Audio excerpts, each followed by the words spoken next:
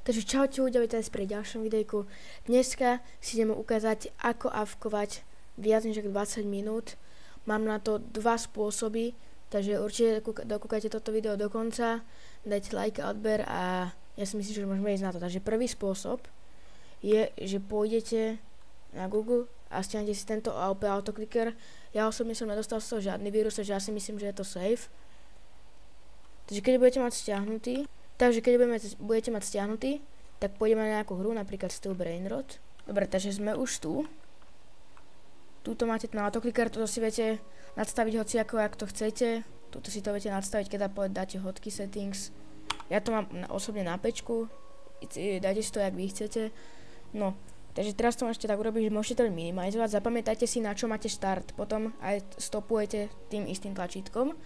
Takže keď dáte minimalizovať, dáte pečko, tak už vidíte, že vám to takto kliká a stačí vám to napríklad mať takto a vám to už bude avkovať, alebo v niektorých hrách, kde máte nejaké veci, tak avkujte na čete, ale napríklad jak Steel Brainrot, že tuto nemáte žiadne veci, že napríklad jak Murder Mystery sa tam chodí hrávať a nechcete, aby vám to tam to niekde hoci kde klikalo, ale tuto Steel Brainrot to nevadí, však nič také není, takže viete napríklad to mať aj takto.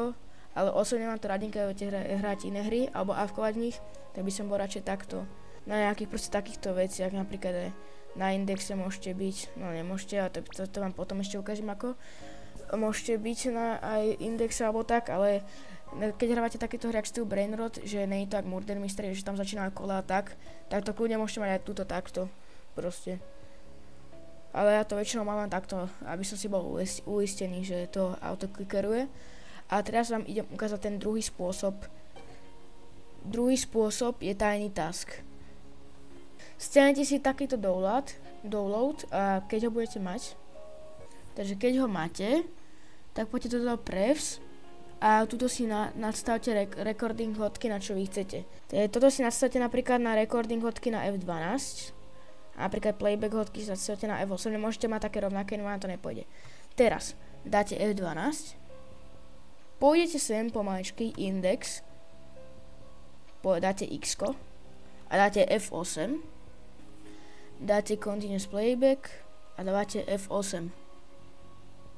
A vidíte teraz index to stlačí a dá X. A takto vám to bude stále ďalej pokračovať.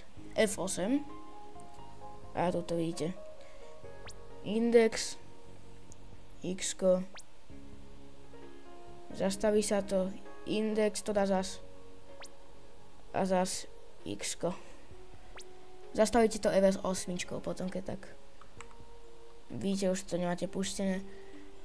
Takže keď sa vám toto video páčilo, nezabudnite like a odber a uvidíme sa pri ďalšom videjku. Čaute.